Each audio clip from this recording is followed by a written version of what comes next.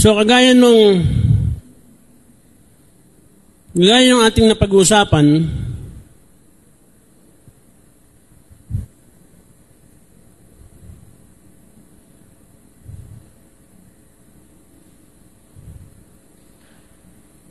ako po ay nagtuturo palagi na may kaugnayan sa kaharian ng Diyos. Sapagkat ito po ang nag-iisang mensahe ng ating Panginoon. Salamat sa Diyos dahil alam ko na ang Diyos ang siyang nagbabago ng ating buhay. Naniniwala po ba kayo? Binabago tayo ng Diyos araw-araw. At ang pagbabago na yan ay hindi natin kayang gawin. Dahil ang pagbabago ay ang Diyos lamang ang nakagagawa. Kaya kahit anong sikap ng iyong pagbabago, ay wala tayong magagawa kasi ang Diyos mismo ang tumutulong sa atin. Sa pamagitan ng Banal na Espiritu, tinutulungan niya tayong magbago. Diba? So, ngayong umaga ay gusto kong ibahagi sa inyo yung mensahe na ito. At sa mensahe na ito, sabi nga kanina, ito ay tungkol sa kaharian ng Diyos. At sa kaharian ng Diyos, kung bakit natin pinag-aaralan to, dahil ito yung kaisa-isang mensahe ng ating Panginoon nung siya'y nabubuhay. At di ba, nung nakarang Christmas fellowship natin, tinanong ko sa inyo, ano ang dahilan bakit si Jesus ay ipinanganak, di ba? So, nagbigay ako ng premyo, pero walang nakakuha ng premyo. Kasi bakit? Hindi pa ninyo nalalaman kung anong dahilan ba't nag-exist si Jesus. So, Jesus was born para ang kaharian ay may pakilala at maipahayag. At nung dumaki na sa takdang edad si Jesus, wala siyang ibang dalang mensahe kundi ang ipangaral ang kaharian ng Diyos. Yan po yung dahilan. At ngayon, sa panibagong taon na ito, gusto kong maintindihan ninyo na kung hindi pa man ninyo naintindihan ng mensahe tungkol sa kaharian, wag po kayong magmadali. Dahil hindi po talaga ito madaling maintindihan, maunawaan. Ang mahalaga lang po ay makinig kayo. Ang mahalaga lang po ay maging bukas ang isipan ninyo sa pagtanggap ng mga katotohanan na ito. Yun lang po yung importante. Yun lang po yung mahalagang maintindihan natin. So, ang kaharian ng Diyos ay hindi po nakikita. Sabi ng Panginoong Hesus, wala roon, wala dito. Hindi po nakikita. Sapagkat ang kaharian ng Diyos ay hindi po pisikal, kundi ito po ay spiritual. Kaya, iisipin mo, paano tayo, Pastor, mamumuhay sa kaharian kung hindi natin nakikita yung kaharian? Diba? Ang mensahe tungkol sa kaharian ng Diyos ay mensahe tungkol sa paghahari ng Diyos. Kaya pag narinig niyo yung kaharian ng Diyos, paghahari ng Diyos, isa po yan.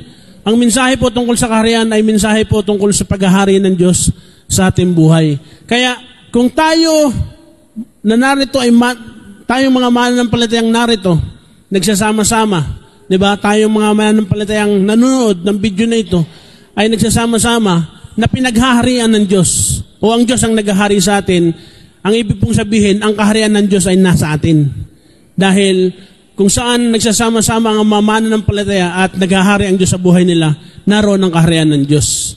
Dahil ito po ay hindi pisikal, kundi ito ay spiritual na paghahari ng Diyos sa puso at buhay nating lahat. Yun po yung importante. Kaya sa Diyos ang kapurihan dahil nagbigay siya ng mga bagong mensahe na pwede nating mapag-usapan. At ito po pinamagatan kong bagong pamumuhay sa kaharian ngayong bagong taon. Diba? I have another title dito sa bagay na ito. Nandyan sa ibaba, nakita nyo ba? Bagong taon, bagong pamumuhay sa kaharian. O meron akong isang naisip na gusto kong ipalit na ang pamumuhay na pinaghaharian ng Diyos ngayong bagong taon, di ba? Kaya lang, hindi ko na binago ito dahil nakabatay po rito yung konteksto ng aking ituturo. So, bagong pamumuhay sa kaharian ngayong bagong taon. Meron na ba kayong idea kung paano mamuhay sa kaharian? O, tinanong ko ito minsan eh. Meron na ba kayong ka-idea kung paano kayo mamumuhay ngayong bagong taon? Palagay niyo po, meron na ba kayong idea paano ako magsisimula o paano ako mamumuhay ngayong panibagong taon ng buhay ko? Meron na ba kayong idea? Sinong may idea? Wala kayong balak mabuhay ngayong taon na ito? Wala kayong idea eh. Yeah. So, mahalaga na maintindihan natin, paano nga ba mamuhay ngayong bagong taon? Paano ba mamuhay na nasa ilalim ng paghahari ng Diyos? O mamuhay sa loob ng kaharian ng Diyos? Paano ba nga ba tayo mamumuhay? Diba? Kasi dapat maintindihan natin yan na ang paghahari ng Diyos sa buhay natin ay importante dahil ito yung magdadala sa atin ng maraming pagbabago. Yun po yan, magdadala sa atin ng maraming pagbabago.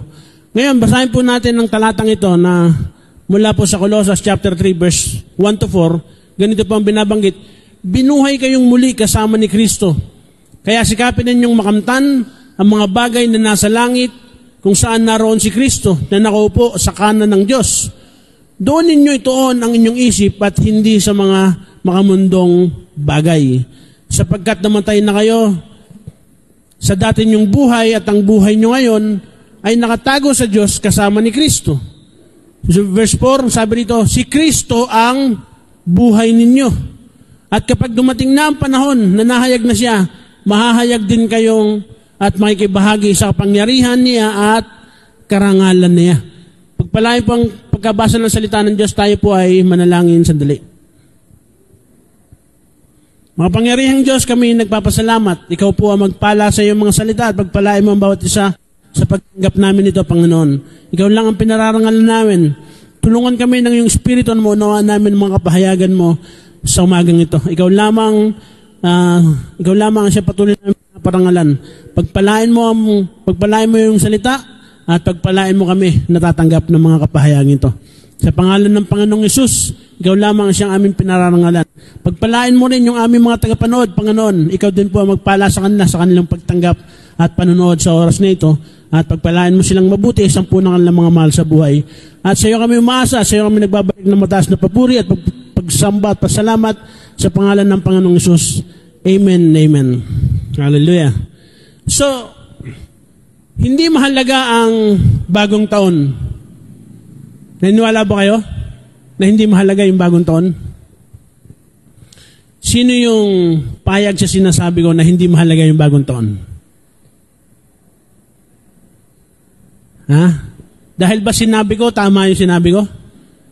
Ibig sabihin, gusto nyong tama ako? Diba? Para sa akin kasi, hindi mahalaga ang bagong taon. Bakit? Kusa itong dumarating at lumilipas. Tama? Diba? Ang mahalaga ay ang bagong ako, bagong ikaw, bagong tayo, sa bagong taon. Yun ang mahalaga. Kasi kahit maraming bagong taong dumating, kung hindi ka nagbabago, luma ka pa rin. Luma pa rin. Walang bagong taon. Walang bagong taon kasi luma ka pa rin. Yung pa rin ikaw. Kaya nga may mga tao na gumagawa ng mga tinatawag nilang New Year's resolution. Di ba? Sinong nagsulat ng New Year's resolution ngayong taon na to? Taas ang kamay. Ako lang ba? Wala na.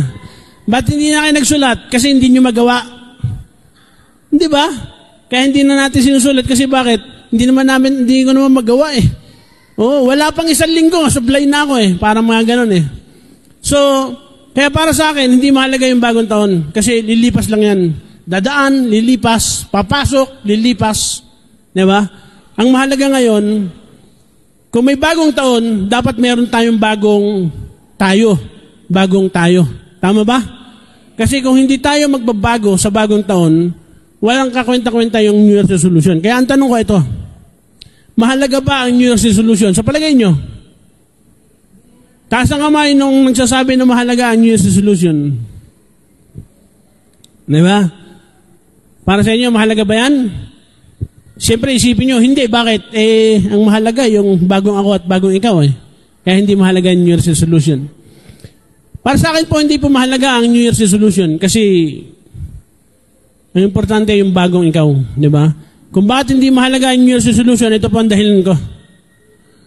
Walang anumang kapangyarihan ang New Year's resolution kung walang bagong pagkatao. Hello? Diba?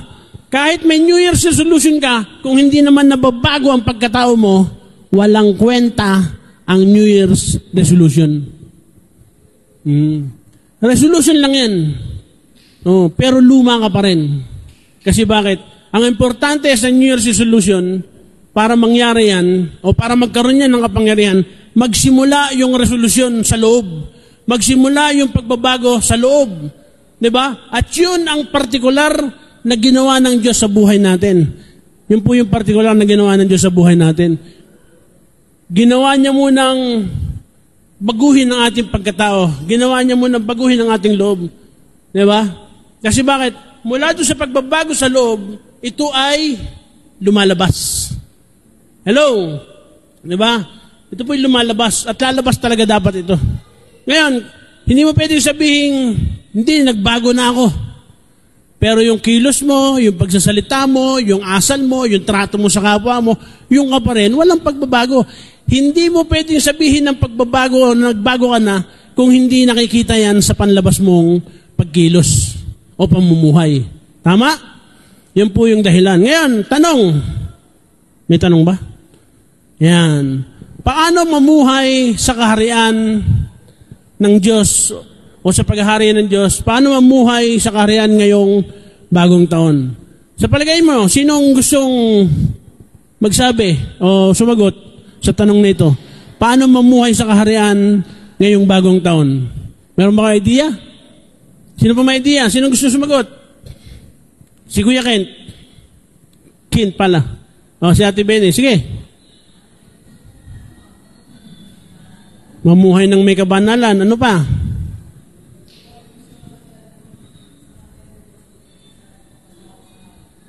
Mamuhay sa kaharian ng Diyos na may pagpapasakop sa hari. So, ito yung mga pamumuhay na dapat natin gawin sa kaharian ngayong bagong taon. Diba? Sa isang bahagi, maganda, tama, mabuti yan.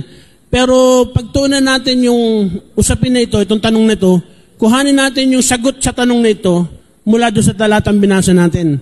Paano tayo mamumuhay sa kaharian ngayong bagong taon? Number 1. Basa, sabay-sabay. Sa tamang pundasyon, nakatayo ang iyong buhay. O sa tamang pundasyon, dapat nakatayo ang iyong buhay. Diba? So yan po yung isang paraan kung paano tayo mamumuhay sa kaharian ngayong bagong taon. Na yung buhay natin, dapat na ilagay natin saan? Sa tamang pundasyon. Yung buhay natin sa panibagong taon nito, dapat ay may tayo natin sa tamang pundasyon. Dahil maraming mga buhay ng mga tao, lalo na ng mga mananampalataya, na mali ang pundasyon ng kanilang pamumuhay. Ang pundasyon ng kanilang pamumuhay ay nakabatay sa mga bagay sa mundong ito. Ang pundasyon ng pamumuhay ng mga kabataan ay nakabatay sa social media. Hindi po, ang pundasyon ng buhay natin ay dapat nakabatay sa ating Panginoong Jesucristo. Ano sabi doon sa talatang binasa natin? Sabi rito, binuhay kayong muli kasama ni Kristo. Hello? Di ba? Intindihin nyo ha? Pakinggan po ninyo. Ang Diyos po, ang salita po ng Diyos ang nagsasabi sa atin, binuhay kayong muli kasama ni Kristo. Bakit kayo binuhay na muli? Kasi dati tayong patay sa kasalanan. At para mabuhay tayo, kailangan mamatay ni Kristo para tayo ay mabuhay. Di ba? Ang sabi ni Pablo sa kanyang sulat sa mga taga-Roma, sabi dito, si Kristo ay namatay at tayo kasamang namatay ni Kristo. Di ba? At siya muling nabuhay at tayo kasama niyang nabuhay. At ang ating buhay ngayon natatago sa Diyos kasama ni Kristo. Di ba? At ang tunay na buhay natin ngayon ay si Kristo. At tayo ngayon, sabi ng talatang ito, binuhay kayong muli ni Kristo. Hello? Diba? Baka sabihin nyo, Pastor, hindi naman po ako namatay. Namatay kayo, hindi nyo lang alam. Namatay tayo, hindi lang natin alam. At kung ba't may bagong taon tayo? Kasi binuhay tayong muli ni Kristo. Si Kristo ang siyang bumubuhay sa atin bawat araw. Kaya lang pinipili lang nating mamatay dahil sa ating mga kasalanan. Tama po ba? Yun po yung dahilan. So, Sabi rito, binuhay kayong muli kasama ni Kristo, kaya sikapin ninyong makamtan ang mga bagay na nasa langit kung saan naroon si Kristo na nakaupo sa kanan ng Diyos. Diba? So, yan po yung isang katotohanan na kung paano natin dapat ipamuhay kung paano natin pamuhay sa kaharian ngayong bagong taon, ay dapat po ay magtakda tayo o itatag natin ang ating buhay sa isang tamang pundasyon. Itayo natin ang ating buhay sa tamang pundasyon. Tingnan nyo to.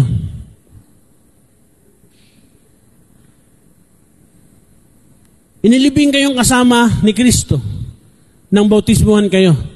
At dahil na kay Kristo na kayo, muli kayong binuhay na kasama niya dahil nananalig kayo sa kapangyarihan ng Diyos na bumuhay sa Kanya.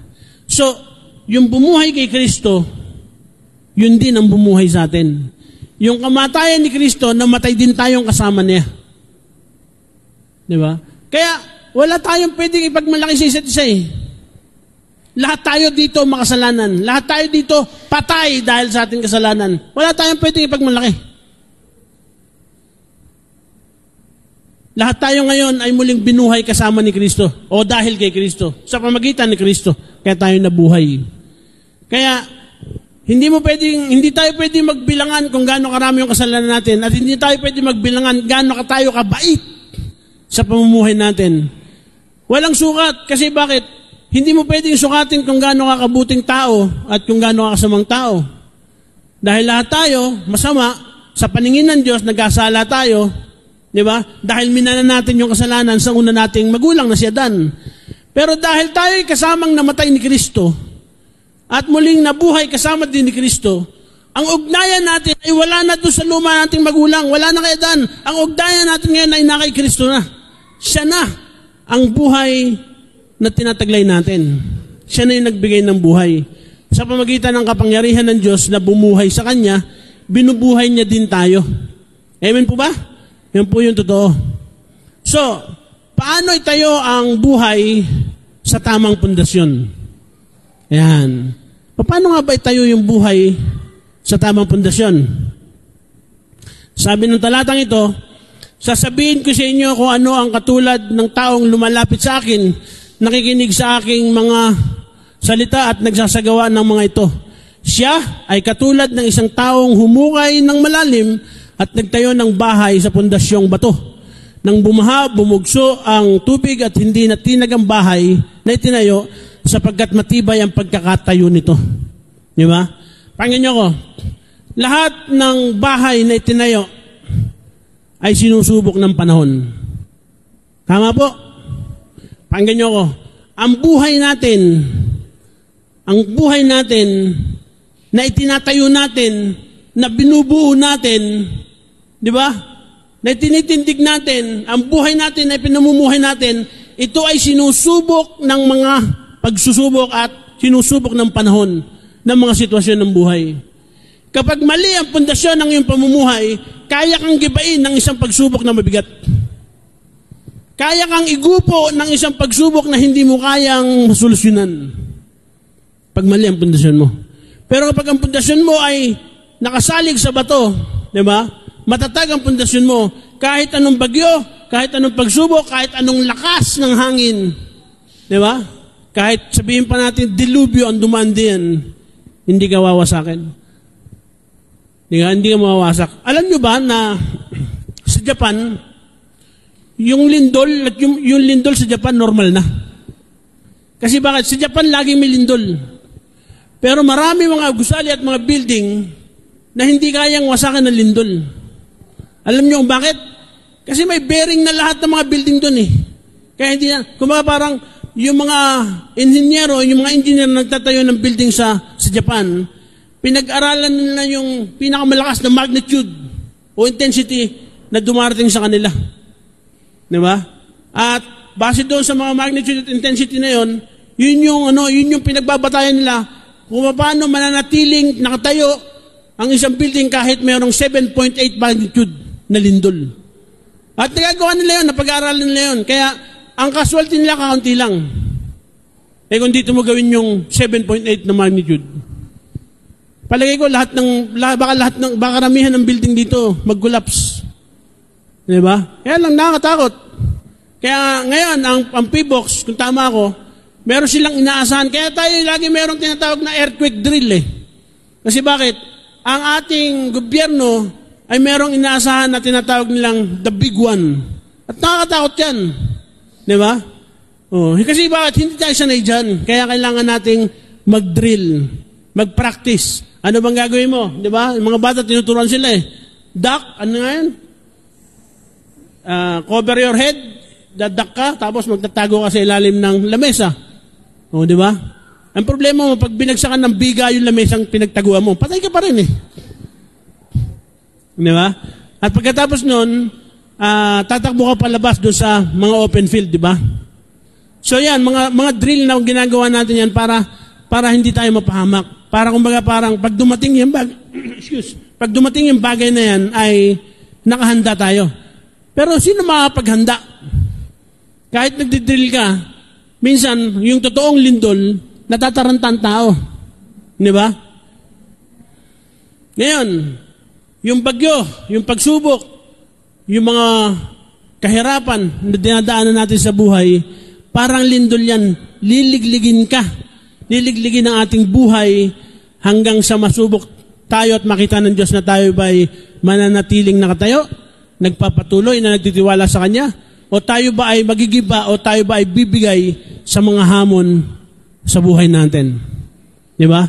Sino ang gustong maging matatag sa mga hamon ng buhay ngayong taon nito?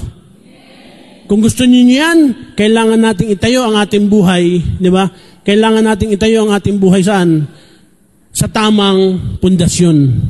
Amen? So yan, ngayon, isa-isa natin, paano itayo ang buhay sa tamang pundasyon? Number 1, ang taong itinatayo ang buhay sa tamang pundasyon, ang una niyang ginagawa, lumalapit sa Diyos. O sa Diyos lumalapit. Hello? Maraming mga taong lumalayo sa Diyos.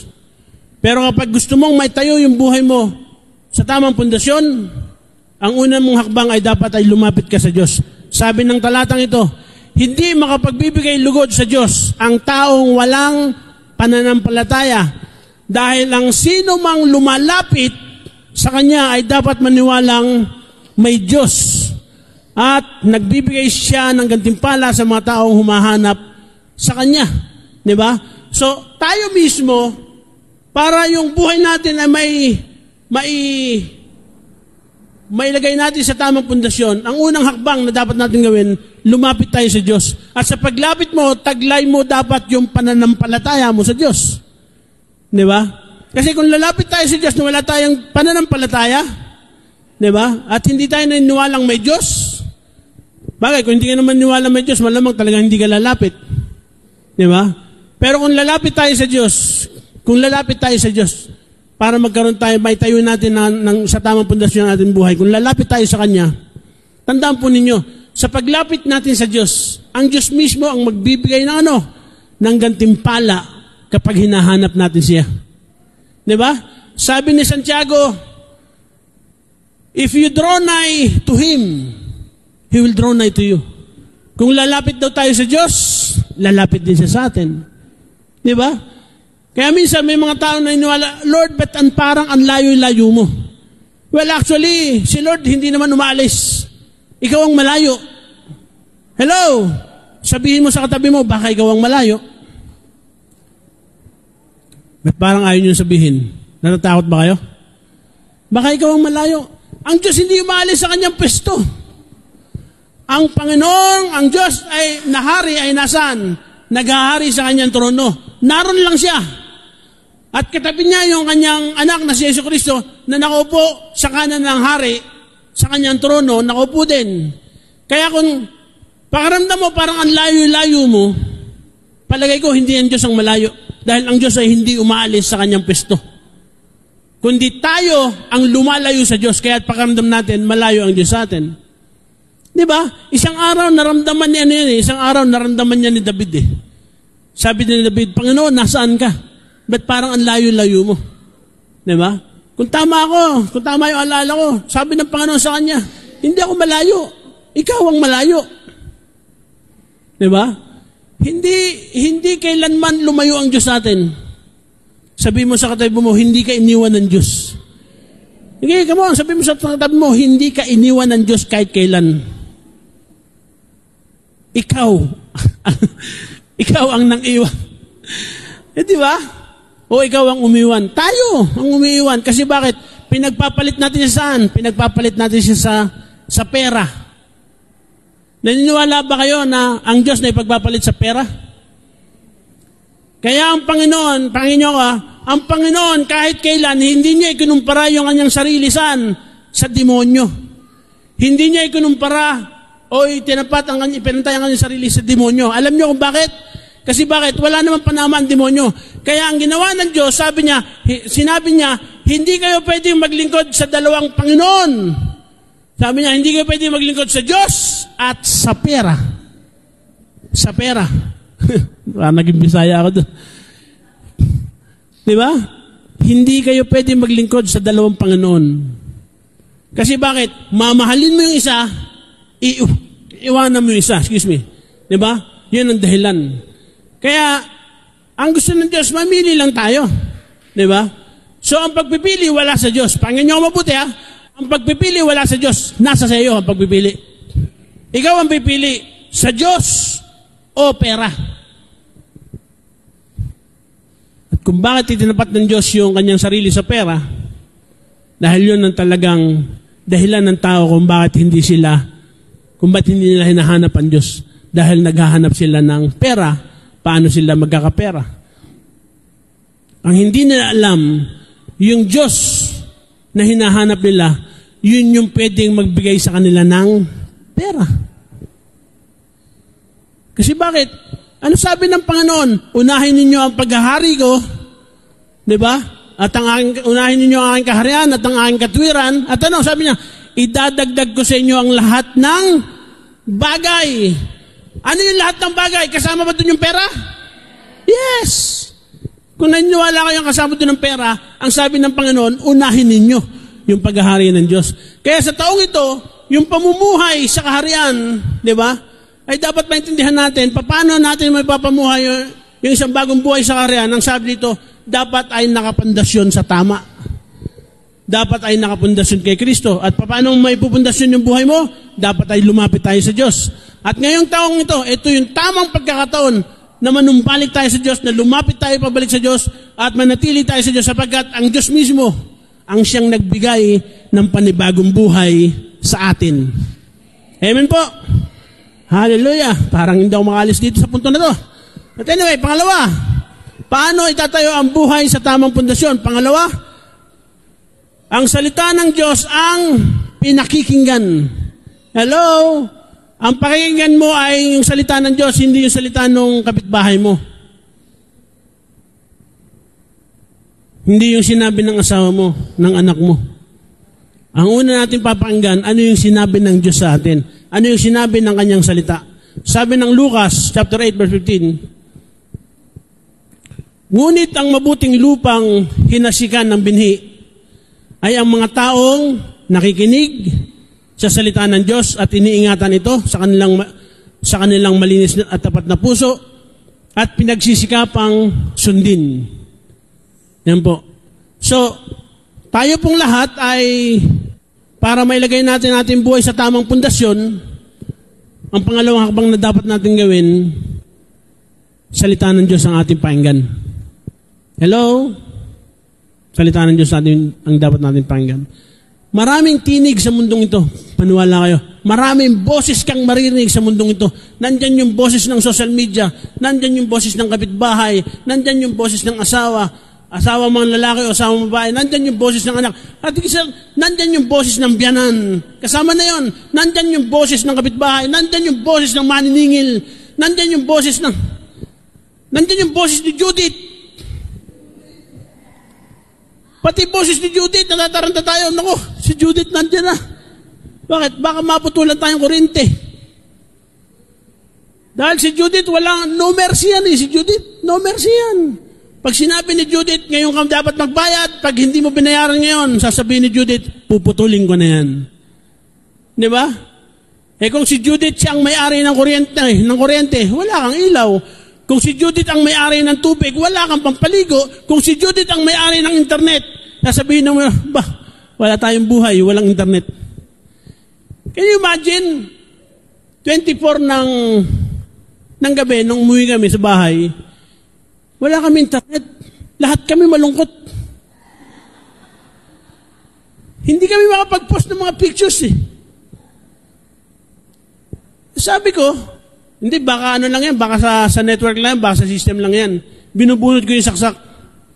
So, hanggang nakatulog kami sa lungkot, dahil wala internet. So, nung magising ako, mga bandang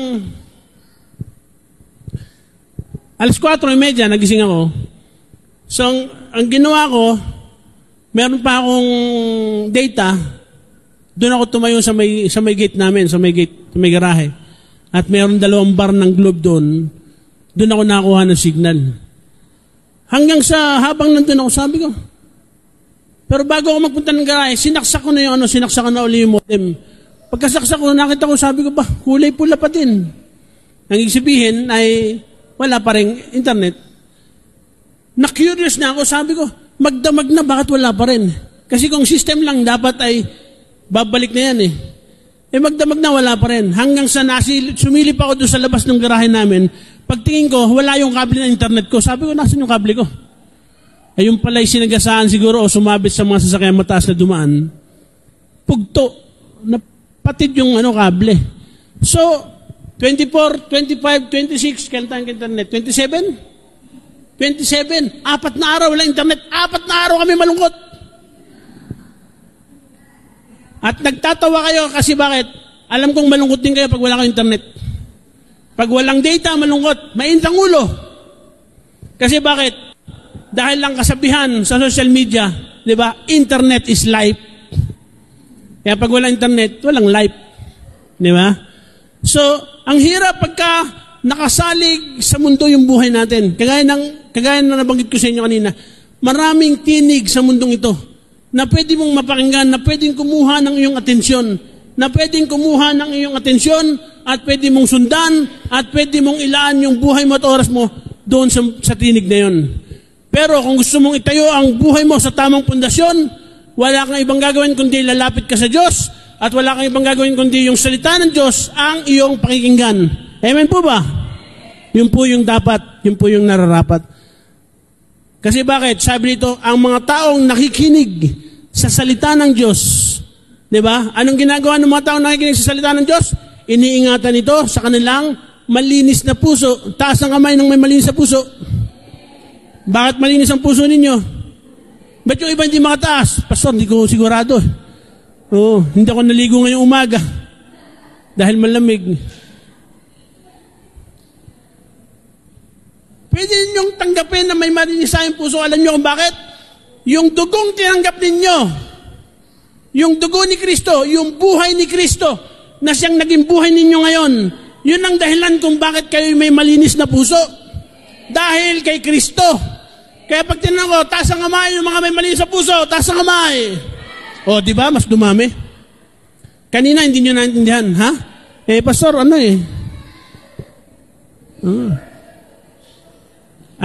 sabi ko, puso, hindi pusod. Baka naisip nyo pusod, kasi ba di kayo naligo kanina, malamig. Puso po. Yan. So, ang mga taong nakikinig sa salita ng Diyos, iniingatan ito sa kanilang malinis at tapat na puso. At hindi lang iniingatan, sabi nito, pinagsisikapang sundin hanggang sila ay mamunga. Kaya, pag nakikinig tayo ng salita ng Diyos, yung buhay natin, Panginoon ko mabuti, yung buhay natin ay pwedeng magbago at mabago. Kasi bakit? Yung salitang pinakikinggan mo at pinagsisikapan mong sundin yung salitang pinakikinggan mo, sabi ito, magkakaroon ka ng buhay sa iyong pamumuhay, sa iyong pagsunod rito. Amen po ba? Salita ng Diyos ang ating pinag-uusapan. Amen po? So, punta tayo, pangatlo. Paano ba itatayo ang buhay sa tamang pundasyon? Ang sabi dito, pangatlo, sinasanay na ipamuhay ang salitang natutunan mula sa Panginoon. Sinasanay na ipamuhay ang salitang natutunan mula sa Panginoon. Di ba? So, siguro mapapansin nyo, ba't ka English yung verse ni Pastor Jan? Kasi wala akong makitang konteksto, eksaktong konteksto ng aking puntos sa Tagalog. So, kaya ginamit ko itong verse na ito. Paano itatayo ang buhay sa tamang pundasyon? Sinasanay na ipamuhay ang salitang natutunan mula sa Panginoon. Anong sabi diyan? Matthew 7:24, sabi dito, therefore, everyone who hears these words of mine, yung nakikinig ha, sabi niya, everyone who hears these words of mine and puts them into practice. Alam niyo ba ang ibig sabihin ng practice sa Tagalog? Ano ba yung Tagalog ng practice? Sinasanay, nagsasanay. Di ba? Sinasanay niya ang alin? Yung napapanggan niya. Sinasanay niya yung bagay na natutunan niya. Hello? Kanina pa ako nagsasalita rito. Nasa isang puntos pa lang ako, pero nasa pangatlong subpoint na ako. May natutunan na ba kayo? Kung may natutunan na kayo, ang sabi ng salitang binabasa natin, everyone who hears these words of mine, ito yung salita ng Panginoon. Boses ko lang ang narinig nyo, pero ang Diyos ang nagsasalita sa atin. Sabi niya, everyone who hears these words of mine, di ba? Sabi ito, and puts them into practice. Ano daw yung tao na nagsasanay na ipamuhay yung salita ng Diyos? Ang sabi ito, is like a wise man who builds his house on the rock. Hello? Yung tao daw na nakikinig ng salita ng Diyos, at sinasanay niya yung kanyang sarili sa pagtupad ng napakinggan salita. Sabi niya, ito daw ay taong matalino. Taas ang kamay ng mga matatalino. Ba, maraming matalino dito. O at least, di ba? Bagong taon, bagong buhay, tinatayo natin ating buhay sa tamang pundasyon. Di ba? At sana nga, matalino tayo. Kasi bakit? Dahil yun ang pinapaliwanag ng Panginoon dito sa talatang ito, ng bawat isang nakikinig ng salita ng Diyos at pinapractice niya yung kanyang napakinggan ay katulad ng isang taong matalino na siyang nagtayo ng kanyang bahay sa ibabaw ng bato. Di ba? Hello? Kaya yung mga salitang napapakinggan natin, yung mga salitang natututunan natin, galing sa salita ng Diyos, pag yan ay tinatanggap mo, pag yan ay pinamumuhay mo, pag yan ay sinusunod mo, pag yan ay pinapractice mo, di ba? Anong ibig sabihin yan? Pag yan ay pinapractice mo, para kang isang matalinong tao, di ba? Na binubuo mo ang buhay mo, tinatayo mo yung buhay mo, di ba? Saan? Sa isang tamang pundasyon. Di ba? Kaya pag may mga pagsusubok na dumating, hindi ka kayang gibain ng pagsubok. Hello? Dumating yung pagsubok ng kahirapan, magigiba ka ba? Hindi ka magigiba kasi bakit? Alam mo, prinaktis mo yung salitang natutunan mo. Di ba? Pinamuhay mo yung salitang natutunan mo. Yung sinabi ng Diyos na magpatawad ka sa mga taong nakagawa ng masama sa'yo. Di ba? So, nagpapatawad ba tayo? Dapat. Di ba? Dapat tayo magpatawad. Kasi bakit? Paano natin papracticein yung salita na yun na nagpapatawad tayo? Pumunta ka doon sa nagkasala sa'yo. At patawarin mo. Sabihin mo, pinatatawad na kita. Kung nagkamali man ako, patawarin mo din ako. At ayusin natin to. Magsimula tayo ng bago. Di ba? Kasi ang pagpapatawad ay forgive and forget. Hindi yung ibig sabihin, sige, pinatatawad na kita. Pero hindi ko nakakalimutan ang ginawa mo sa akin. Hindi po magpapatawad yun. Hindi po magpapatawad yun, mga kapatid ko. Hallelujah. May natutunan po ba tayo? Purihin ang Panginoon. Punta tayo sa pangalawang puntos natin. Paano mamuhay sa kaharian ngayong bagong taon? Pangalawa, may bago at tamang pananaw sa buhay. Inayos ko na po yung statement niya kasi ang una ko nilagay dyan, may tamang pananaw sa buhay. Parang masama yung dating, may tama tayo, di ba? Kaya nilagyan ko ng bago. May bago at tamang pananaw sa buhay. Kasi baka mamaya sabihin nyo, si pastor naman, mali gumawa ng statement, sasabihin mo, may tama kami. Talaga naman may tama tayo, di ba? Paminsan-minsan, Taas ang kamay na may tama. Ayaw niyong tumaas. Mahalata kayo. Diba? Kailangan daw, yung pamumuhay daw natin ngayong bagong taon, dapat daw tayo mamuhay sa kaharian, kung paano man tayo mamuhay sa kaharian ngayong bagong taon, dapat magkaroon daw tayo ng isang bago at tamang pananaw sa buhay. Anong sabi ng talata natin? Sabi ng talata ay ganito, kaya't sikapin ninyong makamtan ang mga bagay na nasa langit. Diba? Doon ninyo itoon ang isip nyo at hindi sa mga makamundong bagay. Paano yan? Mga bago at tamang pananaw sa buhay. Yan po ang paraan kung paano tayo mamuhay sa kaharian sa bagong taon na ito. Diba? Bagong pananaw. At ano ba yung mga bagong pananaw na yan? Ang sabi dito, sikapin mong makamtan yung mga bagay na nasa langit. Na ang ibig sabihin, ang pagtutuunan natin ng pansin, ang bibigyan natin ng bagong pansin at pananaw, ay yung mga bagay na nasa langit, hindi yung mga bagay na nasa sanlibutan. Tama po ba? Yan po yung katotohanan. Ang sisikapin nating makamtan na yung mga bagay na nasa langit. Nang ibig sabihin, nasa kaharian ng langit. Bakit? Tingnan ito. Kung sigapin ninyo makamtan ang mga bagay na nasa langit, kung nasaan naroon si Kristo, doon ninyo ito ng inyong isip at hindi sa mga makamundong bagay. Di ba? So, lahat tayo, para tayo ay magtagumpay na namumuhay sa ilalim ng paghahari o kaharian ng Diyos ngayong bagong taon, kailangan magkaroon tayo ng bago at tamang pananaw sa buhay. Pag hindi natin to ginawa o hindi natin to pinagsikapan, kasi sabi dito sa talata ay, sikapin ninyong makamtan. Di ba? Kung hindi natin sisikapin magkaroon ng bago at tamang pananaw, mahirap tayong magtagumpay sa ating pamumuhay sa kaharian ngayong bagong taon. Kasi gaya na sinabi ko sa inyo, kung hindi tayo magbabago ng ating pananaw, hindi rin mababago yung ating pamumuhay. Di ba? Sabi ni Joseph Prince, may naalala ko, binanggit ni Joseph Prince yan sa kanyang pagtuturo. Hindi ko alam, sa church yata ni sa church na hindi ko alam kung sa TikTok o sa YouTube, yung mga church sa YouTube, sabi ni Joseph Prince, right thinking will result to right living, and wrong thinking will result to wrong living. At kung mali sa tingin mo yung buhay mo ngayon, baka mali ang takbo ng isip mo. At kung sa palagay mo ngayon ay tama, at kung gusto mong maging tama, at gusto mong magkaroon ng tama, at bagong pananaw, kailangan nating itama yung ating perspektibo. Kailangan nating itama yung ating isipan para maging tama yung ating pamumuhay. Amen po ba? Gusto ba natin na magkaroon ng tamang pamumuhay? Isipin po natin yung mga bagay na nasa langit. Isipin po natin yung mga bagay na kung saan naroon si Kristo. Sabi dito, sapagkat namatay na kayo sa dati ninyong buhay, at ang buhay nyo ngayon ay nakatago sa Diyos kasama ni Kristo. Hindi ba napakaganda nito? Di ba? Hindi nyo ba nakikita yung talatang ito na sinasabi niya, ang buhay nyo ngayon, dating patay. Ngayon, buhay na.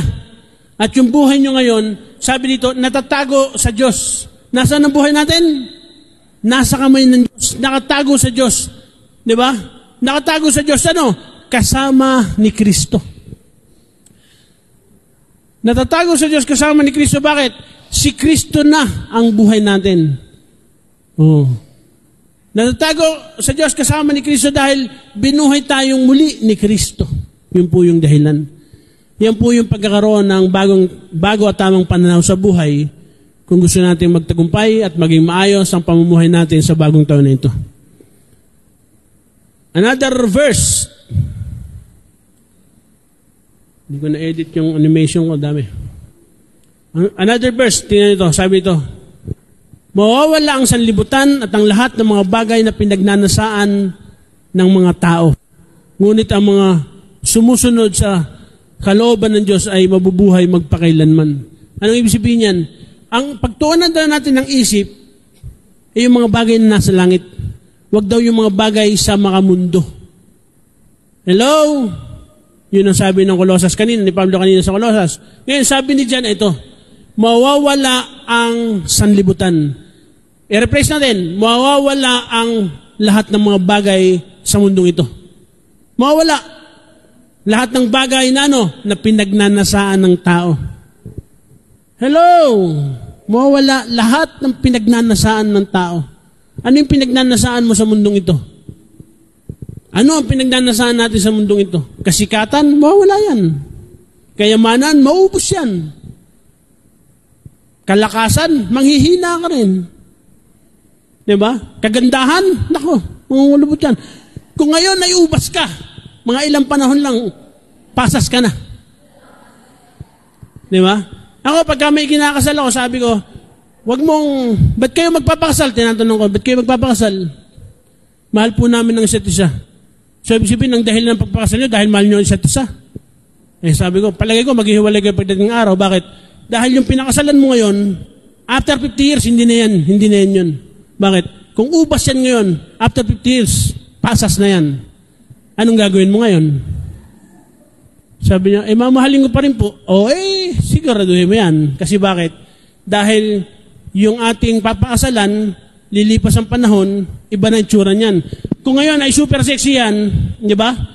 Ang katawan niyan ay bote ng Coca-Cola. Pagdating ng ilang panahon, ang katawan niya ay Coca-Cola pa rin, pero in can. Diretso na. Dati ganun yun. Ang tawag nila Coca-Cola bottle. Pero ngayon, pag tinignan mo, wala na, ganun na lang. Hinihimas mo yung kurbada, wala na. Di ba? Kasi bakit? Maraming bagay sa mundong ito mawawala. Maraming bagay sa mundong ito lilipas. Pera natin, maubos yan. Yung kalusugan natin, pwede tayo magkasakit dahil sa kinakain natin. Anumang bagay na material sa mundong ito, lahat po ito lilipas. Anumang bagay na pinagnanasaan ng tao, sabi ng Biblia, ito po ay mawawala, lilipas.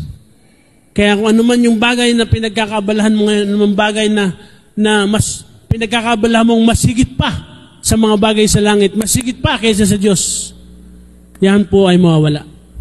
Kaya maraming tao napapagod sa buhay kasi bakit? Parang nagawa niya ng lahat, naranasan niya ng lahat, pero kulang pa rin. Pero gusto ko pong sabihin sa inyo, kung bakit kulang pa, kasi lahat ng pinagnanasahan ng tao mawawala. At ang mananatili lamang yung mga bagay na ginagawa mo ayon sa kalooban ng Diyos. Yun po yung mananatili. Amen po? Another verse. Sabi ng Pilipos chapter 3 verse 14, tulad ng isang manlalaro, magpapatuloy ako hanggang makamtan ko ang gantimpala na walang iba kundi ang pagtawag sa akin ng Diyos at makapamuhay sa langit sa pamagitan ni Kristo. Tingnan nito baka sabihin niyo, may langit nga pala. Mali taga si pastor na walang langit. Di ba? Balikan natin talata. Sabi ito, tulad ng isang manlalaro, nagpapatuloy ako hanggang sa makamtan ko ang gantimpala na walang iba kundi ang pagtawag sa akin ng Diyos na makapamuhay sa langit sa pamagitan ni Kristo. Di ba? Wala naman siya sinabing langit kung nasaan ang Diyos, di ba? Ang sinabi niya, magpapatuloy ako katulad ng isang manlalaro. Nasaan yan? Narito, sa mundong ito. Magpapatuloy ako tulad ng isang manlalaro hanggang makamtan ko ang alin? Ang gantimpala. Pwede natin makamtan ang gantimpala rito. Di ba? At ano yung gantimpala na yan? Na inaasahan ni Pablo, sabi dito, walang iba kundi yung pagkatawag sa akin ng Diyos. Hello? Yung panawagan mo sa Diyos, gantimpala yan, galing sa Diyos. Kaya kung meron kang ginagawa para sa Diyos dahil alam mong ikay tinawag ng Diyos, kaya mo ginagawa yan, gantimpala, reward ni Lord sa yan. Kaya sabi dito, habang ginagawa mo yan, sabi ni Pablo, habang ginagawa ko itong panawagan na ito, di ba, makakapamuhay ako sa langit. Saan yan? Dito, sa lupa. Pwedeng maging langit. Alam niyo kung bakit? Dahil si Kristo, yung buhay ko ngayon, sabi ni Pablo. Dahil makakapamuhay ako sa langit sa pamagitan ni Kristo. Diba? So, lagi ko sinasabi sa inyo ito, ang langit, kaya naging langit, naroon ng Diyos. Diba? Ngayon sasabihin ko sa inyo, ang lupa ay pwede maging langit kapag ang Diyos ay naghari sa lupa. Amen ba? Ngayon, ang tanong, gusto niyo bang maging langit ang lupa Gusto niyo ba maging langit ang inyong buhay habang narito kayo sa lupa? Di ba? Pwede yan. Pwede yan. Kaya lang, ano kailangan natin gawin? Itayo natin ating buhay sa tamang pundasyon. Itayo natin ating buhay sa tama at bagong pananaw. Di ba? Pananaw na kung saan pamumuhay sa loob at sa ilalim ng paghahari o sa ilalim ng kaharian ng Diyos. Yan po ang dapat natin gawin.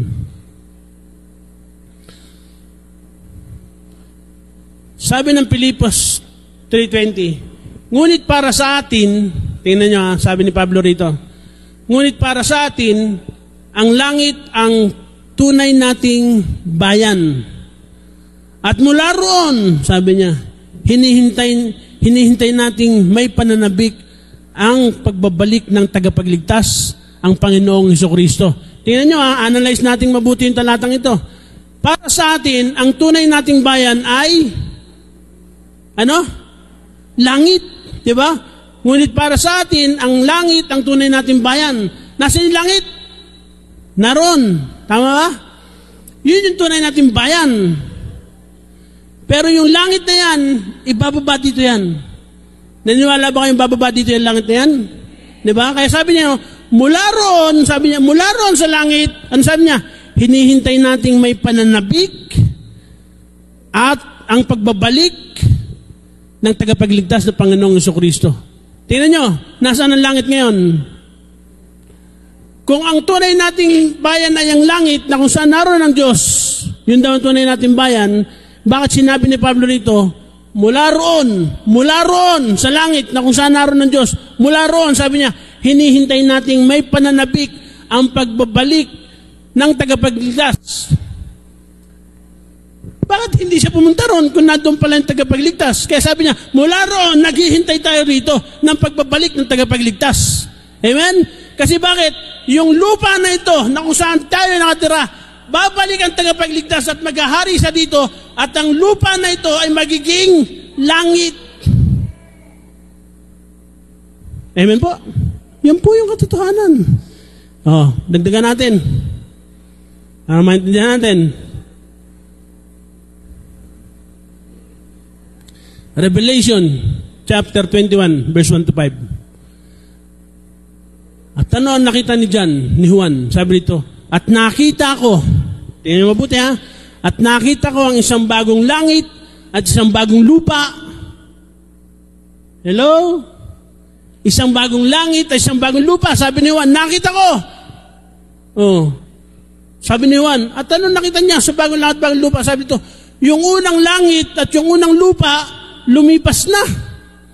At ang dagat, wala na. Sabi dito, verse 2, at nakita ko ang banal na lungsod, ang bagong Jerusalem, na bumababa mula sa langit, buhat sa Diyos. Di ba? Buhat sa Diyos, na nakahanda na gaya ng isang babaeng ikakasal, na nagagayakan para sa kanyang asawa.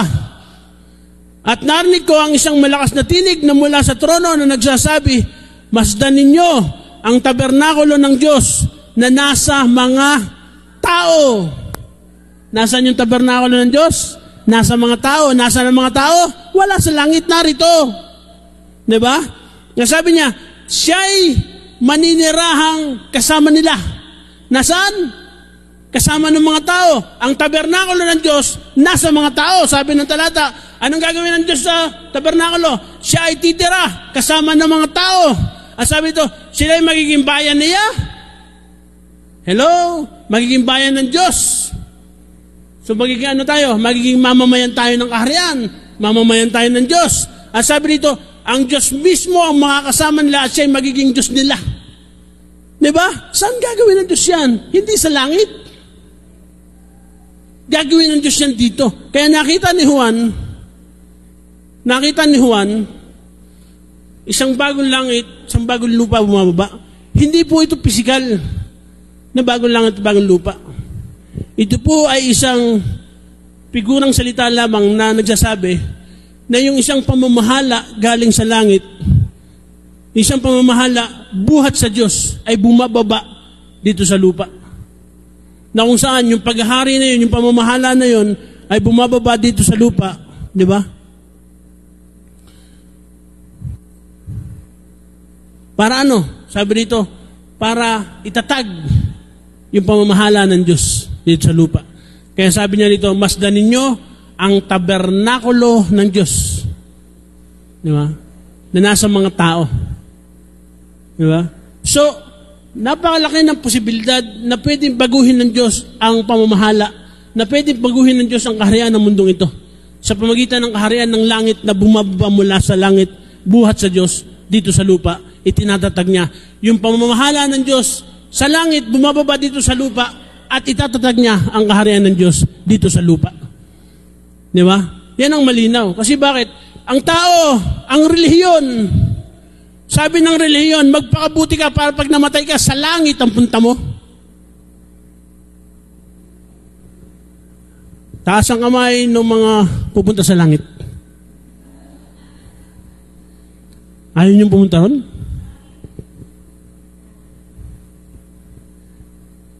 Kasi sabi ng Biblia, ang aakyat sa langit ay yung bumaba. Hindi naman tayo bumaba. Nilikha tayo dito sa baba. Di ba? Kaya tayo ay bababaan ng Diyos. I-establish niya, itatatag niya yung kanyang trono dito para tayo ay pagharian. Yan. At makakasama natin siya. Ninyo, ang Diyos mismo ang makakasama nila at siya ang magiging Diyos nila. Diba? Revelation chapter 11 verse 15 sabi niya, the kingdom of this world will become the kingdom of our Lord and of Jesus Christ. And He will reign forever. Diba? Kaya sabi dito, ang Diyos mismo ang makakasama nila. Diba? At sila'y magiging Diyos nila. He will reign forever. Saan? Sa kaharian ng mundong ito. Babaguhin ng Diyos ang kaharian ng mundong ito. Gagawin niyang kaharian ng Panginoong Jesucristo. At sabi dito, maghahari siya at maghahari siya kailan pa man. Amen po ba? So, kung siya maghahari, ang ibig sabihin, makakasama natin ng Diyos dito. At kung makakasama natin ng Diyos dito, sabi sa talatang ito, magiging Diyos natin siya. Amen po ba? Ngayon, pag ang lupa ay naging langit na, alam nyo kung ano mangyayari? Alam nyo ba kung ano mangyayari kapag ang lupang ito ginawa na ng Diyos na langit? O naging langit na? O umiral na yung paghahari ng Diyos dito sa lupa? Alam nyo kung ano mangyayari? Sabi ng talatang ito, verse 4, at papahirin niya ang bawat luha sa kanilang mga mata.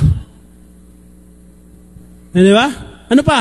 At hindi na magkakaroon ng taas ang kamay ng ayaw ng mamatay.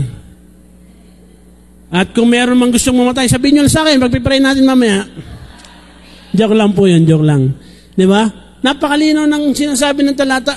Kapag ka na-convert na sa kaharian ng Diyos, ang lupang ito, mundong ito, di ba? Papahirin niya ang bawat luha sa ating mga mata. At hindi na magkakaroon ng kamatayan, hindi na rin magkakaroon pa ng pagdadalamhati, o ng pagtatangis man, o ng kirot man, sapagkat ang mga unang bagay ay lumipas na. Ano mawala? Kamatayan. Sabi niya, pagdadalamhati, pagtangis, kirot, di ba?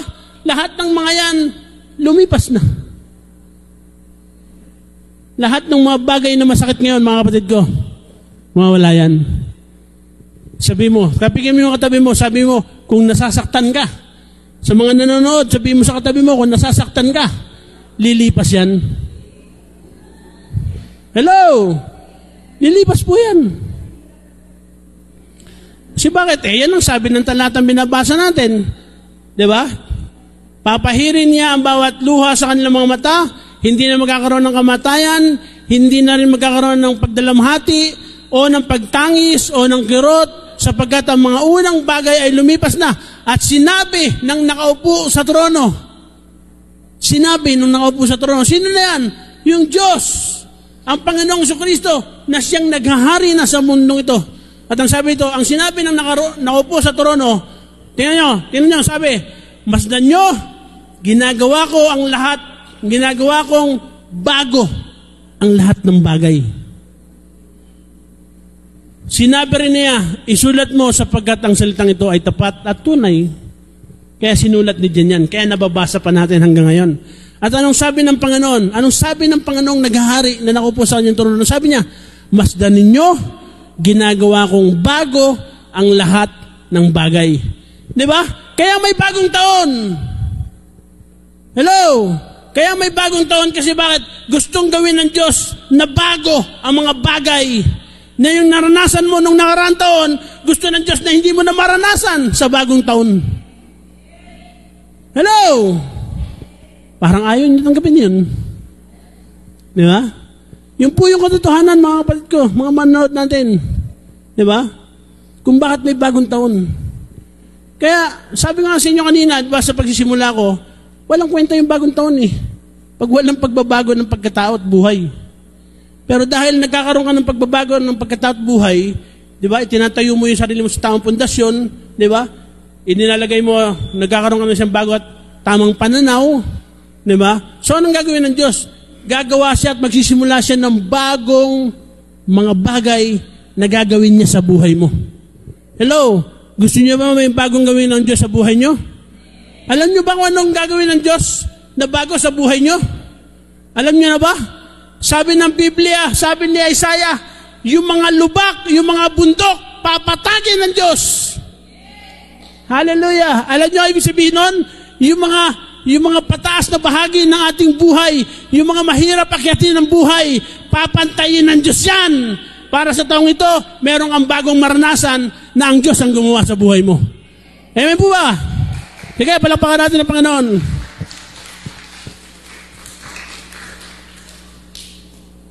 Woo! Buti na lang, nasa live tayo. Kasi kung hindi, baka 2 oras tapos natin dito. Pangatlo, this is the last. Paano mamumuhay sa kaharian ngayong bagong taon?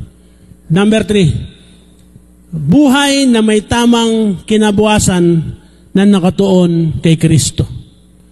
Diba? So, paano tayo mamumuhay sa kaharian ngayong bagong taon? Kailangan magkaroon tayo ng isang buhay o kailangan yung buhay natin ay may tamang kinabukasan o hinaharap. Diba? Na nakatuon lamang kay Kristo. Anong sabi ng talatang ito? Verse 4. Sabay-sabay natin basahin. Sabi rito, si Kristo ang buhay ninyo. At kapag dumating na ang panahon na nahayag na siya, mahahayag din kayo at makikibahagi sa kapangyarihan niya at karangalan. Nakita nyo? So, yung buhay na may tamang kinabukasan, di ba? We must be captivated. We must be captivated by yung good future natin. Kailangan makita natin yan. Kailangan, kumbaga parang mahumaling tayo o parang mabighani tayo sa mga bagong bagay na gagawin ng Diyos sa atin. Sa mga kinabukasan, sa mga hinaharap na naghihintay sa atin. Di ba? Anong sabi ni Pablo sa sulat niya? Sa mga taga-Korinto, tama ako? Sabi niya, no eyes have seen, no ears have heard, no mind can conceive what God has prepared for those whom He loved. Hindi pa nakikita ng mata na naiglo, hindi pa nakikita ng narinig ng tenga, mga tagapanood, hindi pa naabot ng isipan ng tao yung inihahanda ng Diyos para sa mga nagmamahal sa Kanya. Hello! Kaya sa bagong taon na ito, may gagawin siyang bago. At gagawa siya ng bago sa buhay mo. At sinimulan niyang gumawa ng bago. Paano? Binigyan tayo ng bagong buhay. Binuhay tayong muli kay Kristo. Yan yung sinimulan ng Diyos sa buhay natin. Amen po ba? Hallelujah! At sabi ng Hebreo chapter 12 verse 2. Ito natin ang ating paningin. Kanino? Kay Jesus. Na siyang sandigan ng pananampalataya natin mula sa simula hanggang sa katapusan. Di ba? Anong ibig sabihin yan? Yung pangatlong puntos natin, buhay na may tamang kinabukasan na nakatuon kay Kristo. Di ba? Kasi tandaan po ninyo, meron tayong magandang kinabukasan naghihintay. Di ba? Meron tayong magandang kinabukasan naghihintay. Naniniwala po ba kayo? Sabihin mo sa katabi mo, tapigin mo yung katabi mo, sabihin mo, wag mo nga pumayag na hindi mo sasabihin. Sabihin mo sa katabi mo ngayon, kahit nanonood kayo sa bahay, sabihin mo sa katabi mo ngayon, may magandang kinabukasang naghihintay sa'yo. Diba? Ang Panginoon ang nagsalita kay Jeremias. Sabi ni Jeremias, I know the plans I have for you. Ang Diyos mismo ang nagsabi kay Jeremias, alam ko ang plano ko para sa'yo. Sabi niya, I know the plans I have for you. Plans to ano? Plans to prosper you ngayong bagong taon. Plans to give you hope ngayong bagong taon. Plans to do new things in your life ngayong bagong taon. Ang kailangan mo lang, ituon ang isip, ang paningin, ituon ang ating paningin. Kanino? Kay Jesus, kasi siya lang yung sandigan ng ating pananampalataya. Amen ba? Kaya pag hindi nakatuon ang iyong paningin kay Jesus, ewan ko lang kung kanino nakatuon yan. At kung kanino man nakatuon yung paningin mo, siguradong babagsak ka diyan. Siguradong hindi ganyan dadalin sa magandang kinabukasan. Hello po. Hallelujah. Sabi ng Galatia 2:20, sabi ni Pablo, hindi na ako ang nabubuhay ngayon, kundi si Kristo na ang nabubuhay sa akin. Di ba? So, yung buhay na may tamang kinabukasan, di ba, na nakatuon kay Kristo, ito yung mga taong ang buhay nila ay hindi na kanila. Yung buhay na pinapamuhay nila ngayon ay hindi na sila, kundi si Kristo na. Kaya sabi ni Pablo, dahil si Pablo ay nakatuon sa kinabukasan, sabi niya, hindi ko sinasabing nakamit ko na lahat ng bagay. Pero sabi niya, kinakalimutan ko na yung nakaraan, yung lumipas, at nagpapatuloy ako sa hangganan, di ba? Hanggang sa makamit ko yung buhay na binibigay sa akin ni Kristo. At ano yung buhay na yan? Sabi niya, yung buhay na kay Kristo na. Kaya sabi niya, hindi na ako ang nabubuhay, hindi na ako, sabi ni Pablo, kundi si Kristo ang nabubuhay sa akin. At tingnan niyo naman to, sabi dito, at habang ako yung nabubuhay pa sa katawang lupa, mamumuhay ako sa pananalig sa anak ng Diyos na umiibig sa akin at naghahandog sa kanyang buhay para sa akin. Diba? So, yung buhay na meron tayo ngayon, dapat nating maintindihan na yung buhay na ito, kung meron man tayong buhay dito ngayon sa mundong ito, dapat ipamuhay natin yung buhay ni Kristo. Hello? Parang iniisip niya na, hirap naman pala niyan. Hindi madali itong usapin na ito. Pero itong pinag-uusapan natin, usapin po ito ng mga matatalinong tao. Kasi bakit?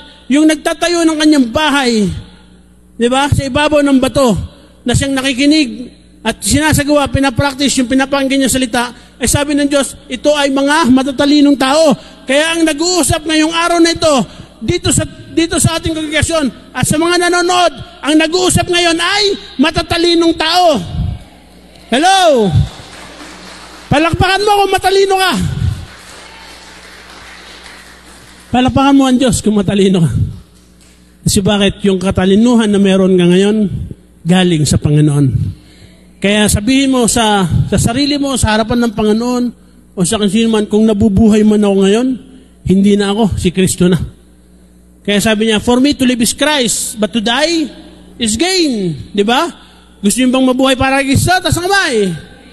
Yes, gusto natin, di ba? Gusto niyo bang mabuhay o gusto niyo bang tanggapin niyo na yung pakinabang? Ano ba yung pakinabang? For me to live is Christ, and to die is gain. Sino gusto ng pakinabang?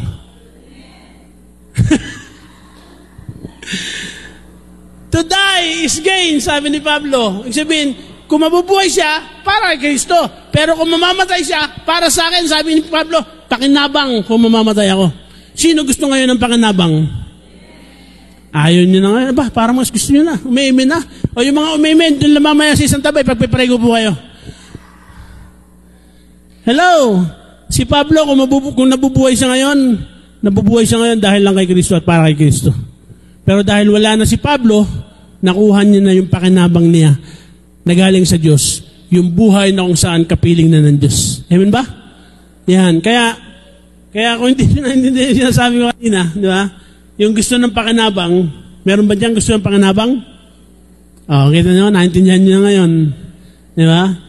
Sige, di mamaya, huwag na kayo pumunta doon. Hallelujah, purihin ng Panginoon.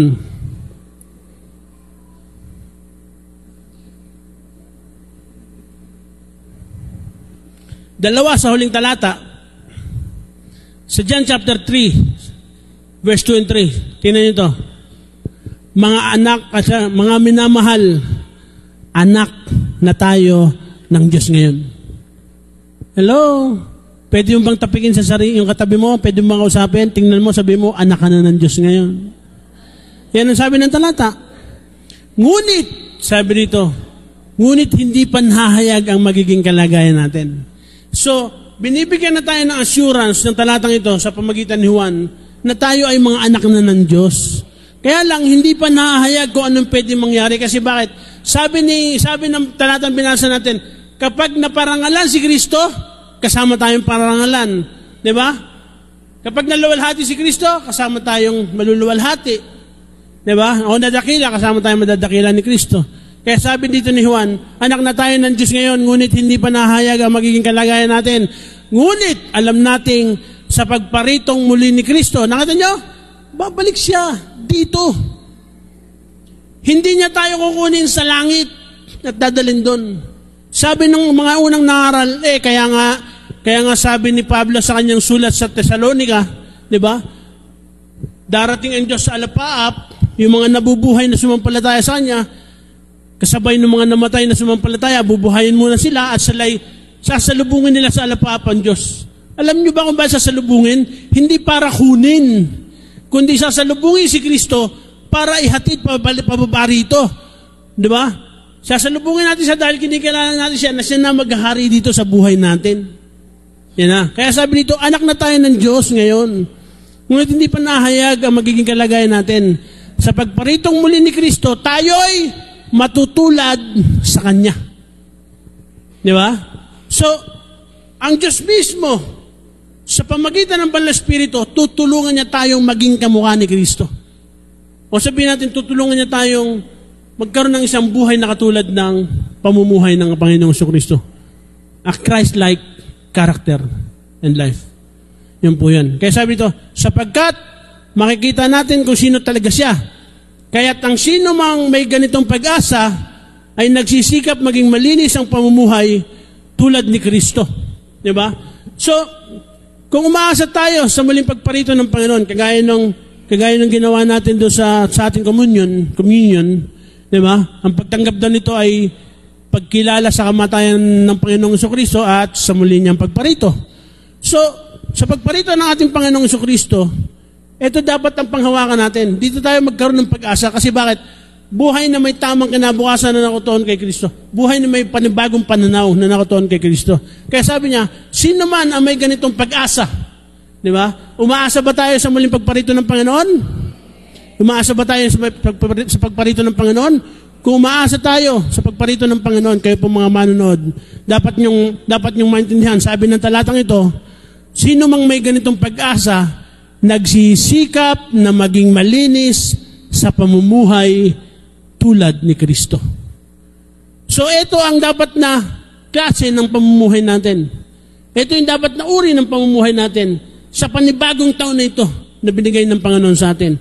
Nagsisikap na maging malinis sa pamumuhay tulad ni Kristo.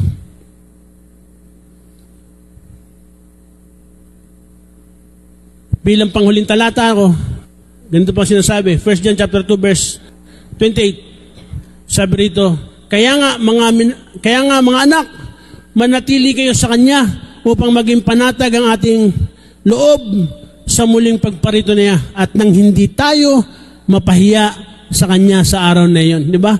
Kung bakit, balikan ko yung isang talata kanina, kung bakit kailangan nating mamuhay o magsikap na maging malinis sa pamumuhay tulad ni Kristo. Kasi bakit ito? Sabi dito, manatili kayo sa Kanya. Para sa pamuling pagparito niya, binabasa ko na lang po yung naka-highlight para sa muling pagparito niya, nagtatayo, hindi tayo mapapahiya sa Kanya sa araw na yun. Kasi bakit? Isang araw haharap tayo sa Diyos. Haharap tayo sa hukuman ng Diyos. Pagharap mo, kaya mo bang humarap sa Kanya na hindi ka mapapahiya? Diba? Yun po yung isang katotohanan dyan. Kaya mahalaga na ang isipan natin nakatuon kay Kristo, ang paningin natin nakatuon kay Kristo. Diba? Dahil siya ang magbibigay sa atin ng tamang kinabukasan ng ating buhay. Hello? Kung bakit mayroong bagong taon, talagang ginawa ng Diyos na magkaroon ng bagong taon dahil gusto ng Diyos gumawa ng mga bago bagay sa buhay natin. Dahil gusto ng Panginoon na mayroon siyang bagong ginagawa sa atin. Amen po ba? So, punta tayo sa pagsasabuhay. Paano ba natin isasabuhay ang mga panuntunan ito, ang mga pinag-uusapan pa nating pamumuhay sa kaharian ngayong taon? Paano natin ito isasabuhay? Number one, tiyakin na ang iyong buhay ay naitatag mo sa tamang pundasyon. So, bilang aksyon o bilang pagkilos o bilang pamumuhay sa pinag-aaralan natin ngayon, kailangan mong ikaw mismo, tayo mismo, kailangan nating tiyakin, di ba, na yung buhay natin, itinatatag natin sa tamang pundasyon. Kailangan ikaw ang magpapasin yan. Kailangan ikaw ang magdidesisyon yan. Kailangan ikaw ang nakatingin dyan. Kailangan ikaw mismo ang merong desisyon diyan. Na ano, itinatatag mo o tinitiyak mo na dapat mong itatag ang iyong buhay sa tamang pundasyon. At kung ano man yung pundasyon na yan, sabi dito yung pundasyon na kung saan kailangan mong lumapit kay Kristo, kailangan mong makinig sa salita ni Kristo, kailangan mong sanayin ang mga salitang natutunan mo mula kay Kristo. Di ba? At pangalawang pagsasabuhay, paano mamumuhay sa kaharian ngayong bagong taon? Baguhin at palawakin ang kaisipan upang magkaroon ng tamang pananaw. Baguhin at palawakin ang kaisipan upang magkaroon ng tamang pananaw. Bagong taon, baguhin natin ang pananaw. Bagong taon, baguhin natin ang ating isipan. Bagong taon, palawakin natin ang ating isipan. Di ba? Yun ang importante. Para magkaroon tayo ng mga panibago at bagong pananaw sa buhay. At ang panghuli, paano natin sasabuhay ang ating pinag-aralan? Ituon ang isipan sa tamang kinabukasan o sa hinaharap. Ituon ang isipan sa tamang kinabukasan na nakay Kristo lang. Wala tayong magandang future sa buhay natin na kay Kristo ang magandang future. Kaya sabi ng Diyos kay Jeremias, I know the plans I have for you. Ang magandang kinabukasan natin ay na kay Kristo. Kaya yung isipan, yung paningin natin, ituon natin sa Kanya kasi yan ang magpapasakdal ng ating pananampalataya. Pagdating natin sa dulo, yung tinutuunan nating isipan, pinagtutuunan natin ng paningin si Kristo, yan ang mag-guide sa atin at hindi tayo madadala ng anumang mga tukso sa kabit-kabila ng buhay natin. Dahil si Kristo ang siyang mag-aakay sa atin, si Kristo ang siyang magdadala sa atin, saan? Sa kinabukasan nating itinakda, tinihanda na ng Diyos para sa atin. Amen po ba? Hallelujah. Tayo po ay tumayo, tayo po ay magwawakas sa panalangin. Gusto ka naming pasalamatan, Panginoon, sapagkat ang salita mo ay buhay at mabisa, makapangyarihan. Salamat po, Panginoon, sa mga bagay na natutunan namin ngayong umaga o ngayong hapon, Panginoon. Ikaw din, Panginoon, ang siyang patuloy na pinararangalan namin. Dakilang Diyos, hindi po namin totoong alam kung paano kami mamumuhay sa bagong taon na ito. Hindi namin pa masyado pang lubusang naintindihan ang kaharian mo. Pero gusto naming maranasan ang iyong kaharian, Panginoon, dito sa buhay na ito. At salamat dahil naniniwala kami, Panginoon, hindi man pisikal ang iyong paghahari. Wala man pisikal na kaharian, pero pwede naming maranasan ang iyong paghahari sa buhay namin kahit narito kami sa lupa sa pamagitan ng Panginoong Jesucristo na siyang buhay namin. At salamat, dakilang Diyos, ikaw lamang ang pinagbabalikan namin ng lahat ng pagpupuri na sa panibagong taon na ito ay ikaw lamang ang siyang maparangalan, Panginoon, sa aming buhay. Ikaw lamang ang siyang pinasasalamatan namin. Salamat sa pag-ibig mo. Salamat sa panibagong taon na binigay mo sa amin. Salamat sa panibagong buhay na binigay mo sa amin para sa panibagong taon. Isang panibagong buhay sa ilalim ng kaharian at ng paghahari mo para sa bagong taon. At salamat, Panginoon, dahil naniniwala kami, matatag ang buhay na ito na binigay mo sa amin sapagkat Ikaw ang nag-iisang pundasyon, Panginoon, ng buhay na ito. Kaya sa iyo lamang ang karangalan, sa iyo lamang ang kalulatian, ang kadakilaan at ang pagsamba. At ito po ang aming magkakasamang panalangin sa pangalan ng Panginoong Hesus. Amen and amen. Pagpalain po tayo, mga kapatid. Pagpalain po ang SCB Alliance. Pagpalain po kayo, mga manonood. God bless you all po and Happy New Year.